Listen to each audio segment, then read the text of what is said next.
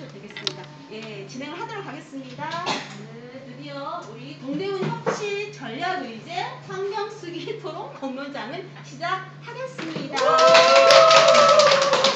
네, 반갑습니다. 저는 공동체 독고마리에서 활동하고 있는 최수진이라고 합니다. 예, 올해 제가 꿈에 그리던 기후활동을 동네 여기저기서 하게 되어서 참 기뻐요.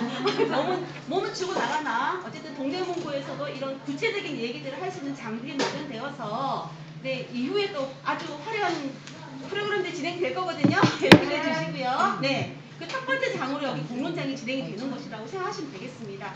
아시다시피 여기서는 우리가 3번의 활동을 거쳐서 내년 4월 반영도 할 수 있고 동대문에서 어쨌든 환경과 기후위기에 관련된 구체적인 활동을 할 수 있는 의제를 발굴하는 그런 중요한 자리예요. 여러분들이 다 대표다 생각하시고 예, 즐겁게 임해 주시기 바랍니다. 제가 그래서 여느 마당으로 작년에 독고마리에서 2차례 작은 공론장이 열렸었어요. 이 환경하고 기후위기에 관련해서 거기서도 끌어올려진 의제가 3개가 있거든요. 그걸 포함해서 이번 자리에 새롭게 하고 거기서 추론해서 굵직한 사업을 하나 만들어내는 거죠. 예. 그래서 간략하게나마 좀 정보 전달을 위해서 들리십니까? 네. 정보 전달을 위해서 제가 짧은 강좌를 하나 만들었습니다. 아시는 분들도 아시겠지만 혹시 나는 기후위기 활동이나 공부 제대로 하고 있어. 나는 기후위기가 심각한 줄 알고 있어. 나한테는 기후위기 그다지 네, 좋습니다. 마음의 준비 다 하고 오셨네요. 알겠습니다. 네. 그 제가 좀 만들어본 제목은 마을에서 찾아보는 기후위기 대응력이에요. 어쨌든 이게 자치구 사업으로 끌어올려지는 거기 때문에 마을 단위에서 우리가 당장 할 수 있는 거 그리고 실질적으로 할 수 있는 것들 의제를 발굴하는 게 목적인 거죠. 저기 멀리 있는 게 아니고요. 네. 자, 이렇게 오늘 저는 이런 순서대로 전달할 것입니다. 선생님 혹시 여기 보이세요?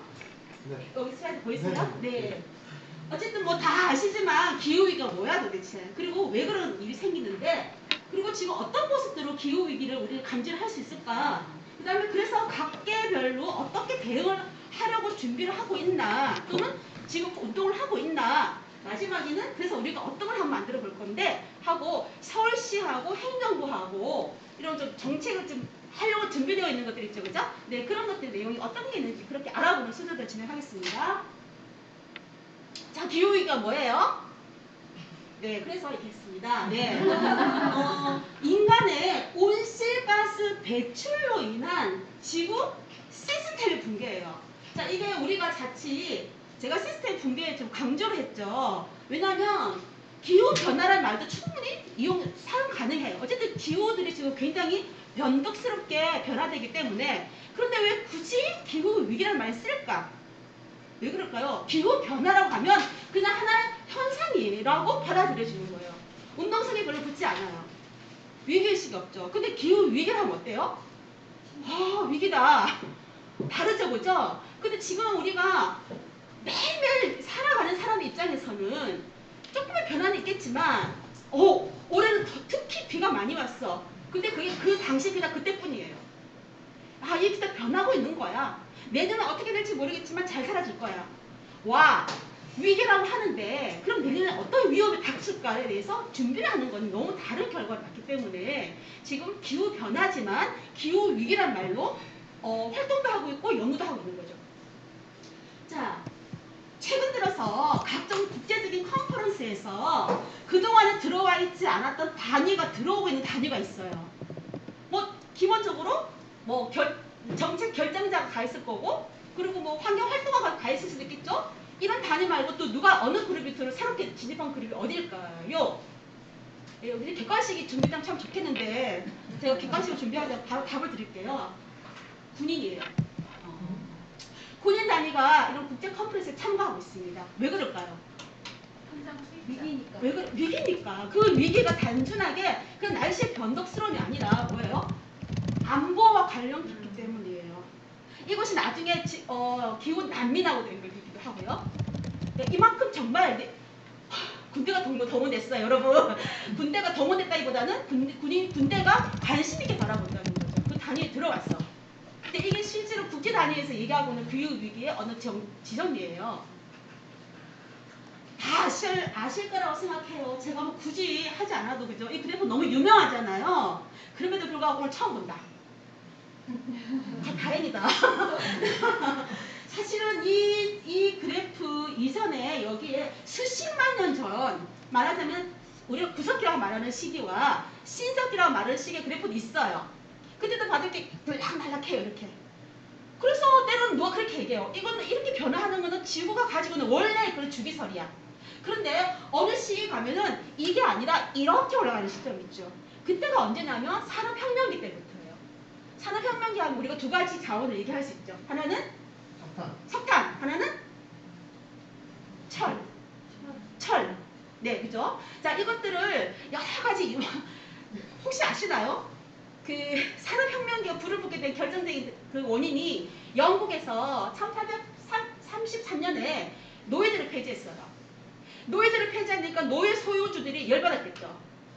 어떡하라고 우리. 그래서 그래 너희들에게 배상을 해줄게 해서 영국 재무부에서 배상을 했는데 그 금액이요. 그의 예산의 40%였대요. 그 해 예산의 40%가 노예주들에게 들어갔어요. 그럼 그 노예주들은 그 돈을 갖고 뭐 했을까요? 이렇게 시설을 만들기 시작한 거죠. 그래서 공장이 많이 만들어지고 석탄을 본격적으로 사용하면서 본격적인 산업혁명기에 정점을 이루게 되는 데가 바로 그겁니다. 그래서 그때부터 식민지인이 제국주의인이 하면서 오늘 아프리카나 아시아 국가의 많은 그런 핍박을 받았던 국민들이 지금 뭐라고 얘기하냐면 너희들 우리한테 빚졌잖아 라고 얘기하는 거죠. 이런 기후위기에 대한 책임을 얘기하고 있을 때 그런 얘기를 하는 이유가 바로 그런 것입니다. 어쨌든 이래서 내려갈 줄 몰라요. 그죠? 얘는 이렇게 왔다 갔다 했는데 얘 어느 순간 뭐 계속 올라가고 있어요. 이게 신자유시대의 부터입니다. 신자유시대라고 해서 1980년대. 얘 내려갈 줄 모르고 있어요. 네. 이게 지표가 보여주는 상황이고요. 그래서 그럼에도 불구하고 우리가 관심 있게 봐야 되는 6대 온실가스가 있어요.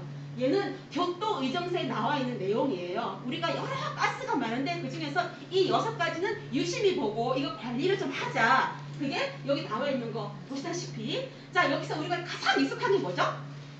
이산화탄소. 왜 익숙하냐면 너무 많이 나와서 그런 거예요. 너무 위험해서가 아니에요. 너무 다양한 부분에서 나와서 저 지금 막 이산화탄소 내뿜고 있잖아요. 지금 이산화탄소는 엄청나게 다양하게 나오고 있어요. 그런데 위험지수는 제일 낮아요. 위험지수는 1이에요. 1. 6개 중에서. 그런데 비중은 제일 적은데 위험지수가 엄청 높은 게 있죠. 어떤 거죠? 저기 수소 불화탄소하고 과불화탄소 그리고 뭐 황이래요. 네. 쟤네들은 주로 반도체 만드는 데 들어가는 거하고 세정제 소독하는 거 있죠, 그죠? 냉매제 이런 데서 주로 나오는 거예요. 이게 분야는 적지만 그 지수, 가해지는 굉장히 부정적인 지수 그 영향력은 엄청 크다는 거예요. 그래서 우리가 어쨌든지 이산화탄소는 너무 여러 곳에서 나오니까 그걸 관리하자라고 하는데 진짜로 봐야 되는 게 사실은 저기 뒤에 있다는 거죠. 그래서 국가 정책이 기후위기나 환경 정책을 만들 때 실제적으로 저것들을 어떻게 개선할 수 있는 방향으로 가고 있는지 보는 것도 하나의 방법이겠죠. 네. 어쨌든 이렇습니다. 우리가 뭐 음식 낭비도 그렇고 쓰레기 태우도 그렇고 여러 가지로 해서 엄청나게 많은 것들을 내뿜고 있답니다. 지금. 네. 아 그리고 하나 최근에 여기가 뭐냐면 메탄이거든요. 메탄은 그 음식물이 부패 나오잖아요. 메탄가스는 그죠? 근데 최근에 새로운 공법으로 석탄을 개발하려고 하는 자본들이 그렇게 움직이고 있는데 그게 플랭크 기법이에요. 그 돌을 어떤 걸 쏘아가지고 깨뜨려가지고 그걸 끌어올리는 방법인데 거기가 메탄이 그렇게 많이 나오는데 그 공법이 지금은 국제사회에서 플랭크 공법을 쓰지 말라라고 얘기하는데 미국 같은 데서 허용이 되고 있어요. 그래서 우리가 경제 뉴스나 뭐 환경 뉴스 잘 안 봐서 그렇지 우리나라 상황도 크게 다르지 않을 거라 생각해요. 네, 그래서 이런 것들도 우리는 취급을 하려고 하는지 아니면 조심을 하려고 하는지 보는 것도 하나의 방법이겠고요. 자, 그러면 기후위기가 지금 어떤 식으로 우리가 어떤 식으로 이거 지금 체감하고 있을까? 너무 유명하죠? 모르시나요? 2000년 여름이에요. 51일 동안. 근데 그거 장마도 아니에요, 사실은. 그죠? 우리는 알고 있는 장마는 이틀 비 내리고 한 사흘은 나흘은 쨍하고 이런 반복되는 거잖아요. 그날 계속 비가 내렸잖아요. 이거 장마라는 것도 설명할 수 없는 거예요. 완전히 우리나라의 기후가 완전히 달라져 버린 거죠. 자, 그리고 이건 그 유명한 6개월 동안 지속되었던 호주의 산불. 2019년 9월부터 2020년 2월까지 지속적으로. 그래서 저기 인공위성이 지구를 이게 뭐죠? 찍어서 보냈더니 아래 남반구 밑에가 하얗게 몇 달 동안 그렇게 표시되었던 적이 있었습니다. 자, 이거는 혹시 아세요? 여기 불 좀 꺼주시면 안 되나요? 뭐 크게 상관없겠지만 혹시 이 그림, 이 이미지가 뭘 나타내는지 혹시 아세요? 보신 분? 이게 작년 9월 7일, 9월 8일 사진이에요. 미국 덴버예요. 덴버에서 9월 7일 날 반팔 입고 쇼핑했던 사람들이 9월 8일 날은 파카를 입고 있어요. 눈까지 내렸어요. 하루 사이에 완전히 다른 기후를 보였던 거예요. 만약에 이런 상황이 우리 동네에서 일어난다고 어떨까요? 일단 1번은 신기할 거다. 와! 두 번째는 뭐죠? 이게 뭐지? 라고 할 거예요. 분명히. 자, 재난 영화에서 봤던 그런 상황이 작년에 미국에서 보였고 세계 곳곳에서 짬짬이 보입니다. 자, 그리고 이거는 이게 좀 엽기적이긴 한데요. 어머나, 잠깐만요. 제가 원래 여기 이 여성 눈에 눈 가리긴 했거든요. 이미지 때문에. 근데 없어졌어요. 시베리아예요. 시베리아. 시베리아는 평균 온도가 겨울에도 0도예요. 그죠? 근데 지금 2010년 정도부터 영국 그 여름에 기온이 30도로 떨고 있어요. 그래서 오른쪽은 뭐냐면 시베리아에서 여름에 너무 더워서 모기가 지금 붙어 있는 걸 한 유튜버가 이걸 올린 거예요. 그리고 시베리아는 겨울에는 평균 영하 40몇 도 내리잖아요. 그죠? 너무 심하게 내려가서 이 눈썹에 눈이 이게 얼음이 다 얼어가지고 굳어 있을 정도. 그러니까 시베리아 기온도 이제는 여름 기온이 0도가 아니라 평균 30도로 떨고 있는 날씨가 돼버리는 거죠. 자, 이렇게 러시아의 기후가 이렇게 급변하면서 다른 지역까지 영향을 미치는 거예요. 조금 이따 볼게요. 자, 그리고 이건 너무 이건 정말 옛날부터 우리 교과서에서 많이 보는 거잖아요. 사막지대가 더 사막화가 되어가지고 이제 물길이 더 적어지면서 이 물을 찾아 산물을 하면서 주로 물동이고 물을 담당하는 게 그 집의 여자아이들이에요. 여자아이들이니까 학교에 가 있을 아이들이 학교를 못 가고 이런 정말 기본적인 물동이 들고 노동에 투입되고 있는 걸 심심찮게 보일 수 있는 상황이죠. 자, 그리고 이게 올해 봄에 유명했던 몽골의 사막 모래바람. 실종자가 굉장히 많았다고 하죠. 자, 그리고 이거는 호주에 있는 세계 자연유산으로 지정되어 있는 곳이에요. 이게 다 백화현상이죠. 자, 우리가 여기서 한번 봐야 될 게 뭐냐면 왜 저렇게 이걸 우리 뭐라고 그러지? 산호초. 산호. 왜 백화현상이 일어날까? 한마디로 발화가 그거 됐어요. 산성화 되기도 했고요. 얘네들이 뭐냐면 작은 미생물들이 똥을 싸가지고 그 똥들이 떨어져서 이루어지는 건데 그렇게 다 사라져 버린 거예요. 말하자면은 그러면은 이 바다가 이렇게 된 게 이유가 뭘까? 첫 번째, 대기에 너무 이산화탄소가 많으니까 이제 흡수할 수가 없게 된 거죠. 두 번째, 이거 정말 중요한 거예요. 시스프리스라고 하는 넷플릭스 영화가 있어요. 시스프리스라고 해서 그게 그 다큐 영화예요. 한번 집에 넷플릭스를 보시는 분들 한번 보세요. 거기 보면 어떤 게 나오냐면 해양 환경 단체들이 자원과 손을 잡고 바다에 무슨 짓을 하는지를 보여줘요. 그래서 말도 안 되는 어떤 정책을 막 만들어내고 그런 과정을 이 감독이 보여주는데 그런 영향이 굉장히 크다고 합니다. 그러니까 환경단체들이 오늘날 환경단체들이 굉장히 큰 단체들이 역할을 제대로 안 하고 있다는 걸 고발하는 그런 다큐거든요. 한번 꼭 보시기 바랍니다. 자, 그리고 이건 뭐 너무 유명하죠. 아시아 지역에서 주로 볼 수 있는 가뭄 때 볼 수 있는 땅 갈라짐. 혹시 우리가 매일 먹는 쌀의 50%는 누가 농사 지었을까요? 누가 농사 지은 걸 우리가 먹고 있을까요? 우리나라의 전체 쌀 생산량의 50% 이상은 여성 1인 농민들이 담당해요. 거대 자본이 아니에요. 그런데 그분들은 대부분 뭐 땅이 크지 않죠. 자, 이 크지 않은 땅들이 이렇게 강우에 시달리게 되면은 우리는 식량 주권하고 연결될 거라고 하는 걸 그렇게 뭐 고민 안 해봐도 알 수 있을 것 같아요. 그죠? 자, 그리고 이게 시리아 난민이에요. 아주 유명하죠. 여기 지금 어린아이가 쓸려와가지고 바다에서 좀 죽어있는 모습이거든요. 네, 2015년에 있었던 시리아 난민 상황을 지금 보여주는데 왜 이런 일이 생겼냐면은 시리아는 주로 밀을 가지고 빵을 구워 먹잖아요. 건조한 지역이잖아요. 그래서 대부분의 밀을 러시아에서 수입을 해와요. 그 아까 말씀드렸듯이 2010년 이후에 러시아가 기온이 굉장히 제대로 된 기온이 아니에요. 밀은 좀 냉한 지역에 생산되는 거잖아요. 평균 기온이 너무 올라가니까 밀 생산이 잘 안 되는 거예요. 팔 밀이 없는 거예요. 그래서 시리아가 수입을 못했어요. 그래서 굉장히 공급난에 시달렸고 폭등을 한 거지, 밀가루 값이.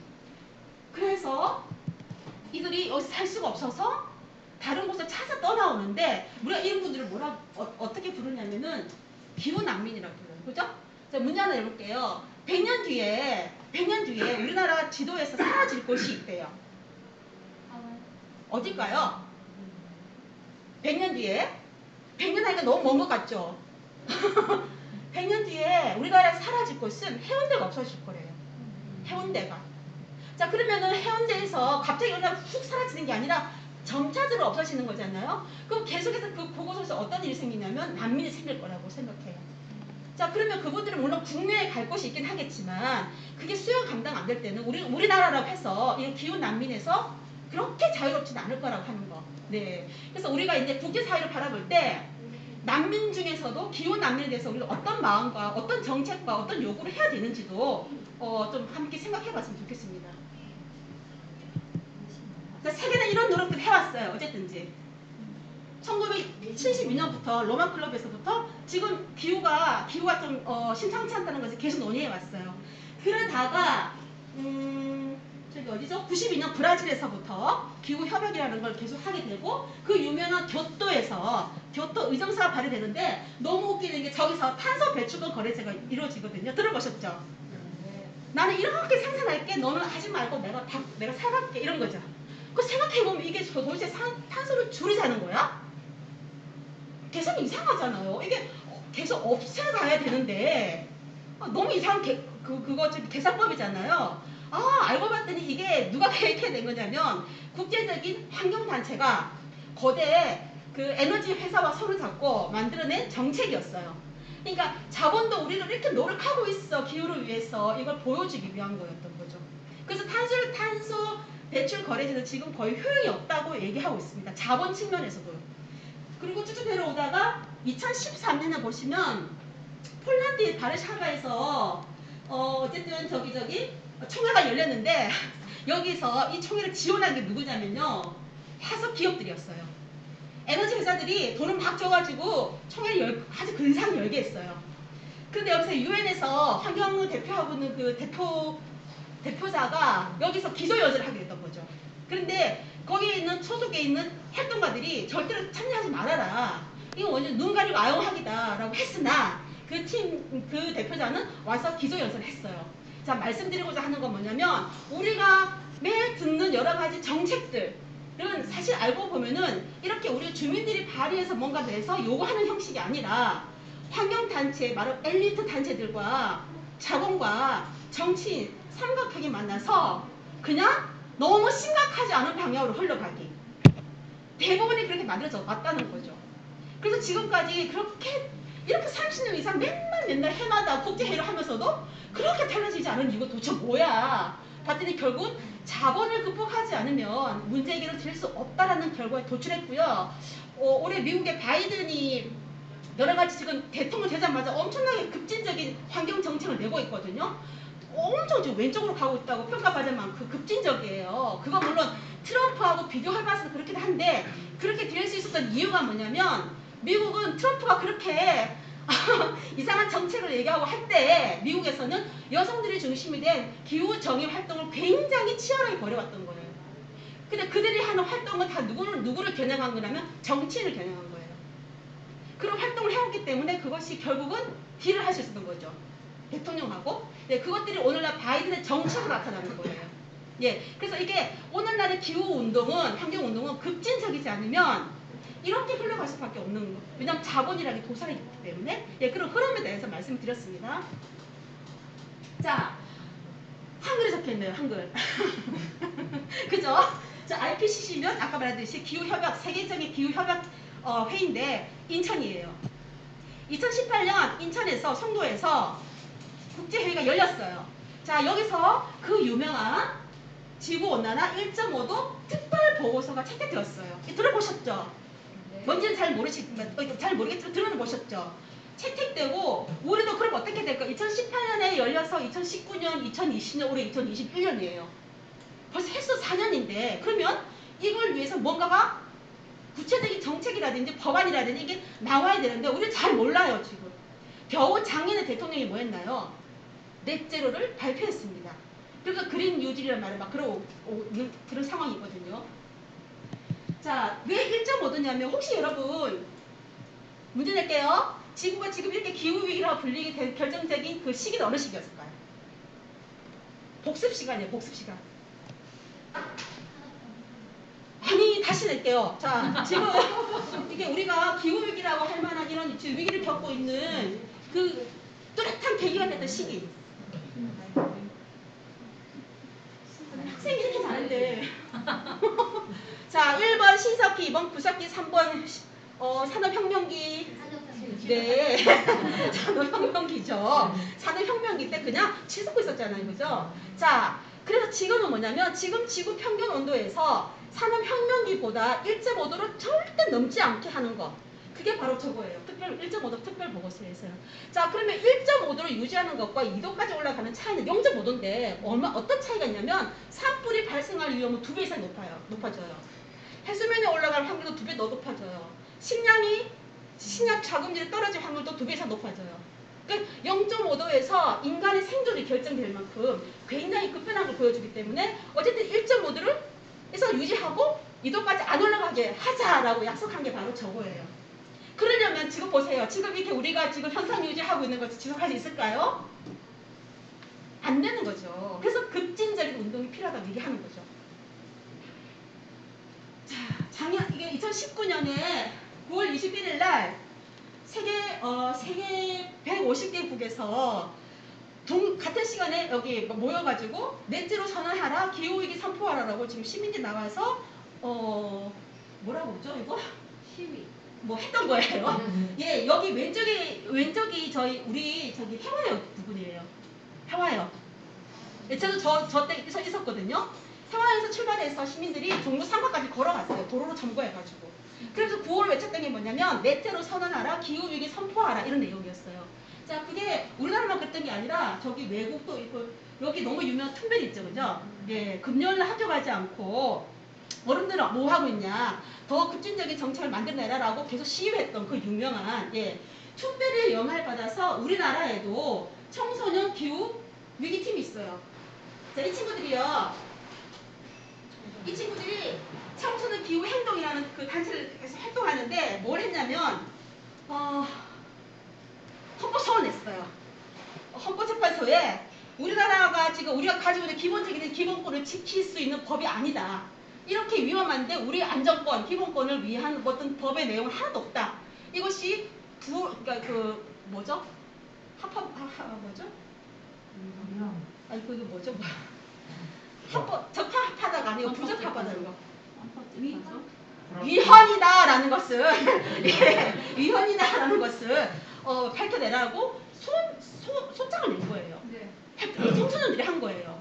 자, 보세요, 여러분들. 지금 학교에 가면은 우리는 청소년들이 아무 생각이 없어라든지 쟤네들 무슨 생각하고 살까라고 하지만 굉장히 고민이 많은 애들이에요. 내가 무슨 직업을 선택하게 될지도 모르겠는데 지금 돌아가는 꼴을 보니까 내가 할 수 있는 일이 뭐가 있을까? 학교 현장에 가면 이런 얘기를 하거든요. 그래서 저런 팀도 꾸려지는 거고 저런 소송도 하는 거죠. 예, 이것도 우리가 우리 기후위기를 논하거나 어떤 정책을 만들 때 반드시 참여시켜야 될 단위가 누굴까? 에 대한 고민도 한번 하고 적극적으로 청소년들을 참여시킬 수 있는 방법을 고민해 봐야 된다고 생각합니다. 자, 그래서 결국 이런 거, 예, 아까 제가 말씀드렸던 거고요. 자, 작년 10월 28일 날 대통령께서 2050 탄소 중립 선언을 했죠. 저게 바로 넷제로예요. 그러니까 만들어내는 거, 상쇄시키는 거 해서 쌤쌤해서 0을 만들겠다. 근데 저게 우리가 지금 경험하고 있는 이 기후의 이 온도는요, 언제 만들어진 거냐면 100년 전에 만들어진 거예요. 그러니까 이 대기에 이산화탄소가 계속 농축되어 있다가 100년이 지나서 우리가 느끼는 거예요. 그럼 지금 우리가 만들어내고 있는 이건 100년 뒤에 또다시 그 경험할 거라는 거예요. 그러니까 지금 하나도 안 만들어내야 돼요, 사실은. 그렇잖아요. 계산해보면 그렇잖아요. 그죠? 네. 어쨌든 이렇게 영어를 만들어내자라고 해서 각종 정책, 이런 정책을 발표를 하셨습니다. 네, 그래서 뭐 추진 전략과 5대 기본 방향을 정하고요. 우리가 뭐 국가적인까지 그렇게 막 깊숙이 파헤칠 필요도 없고요. 그렇게 했고, 그런데 여러분 혹시 아세요? 우리나라가 화석 발전소를 지금 언제까지 꾸릴 계획으로 삼고 있냐면 2054년까지 꾸릴 예정이에요. 그래서 지금 만들어지고 있는 것도 있어요. 화력발전소가. 그 넷째를 발표했어요. 어떻게 하겠다는 걸 잘 모르겠어요. 네.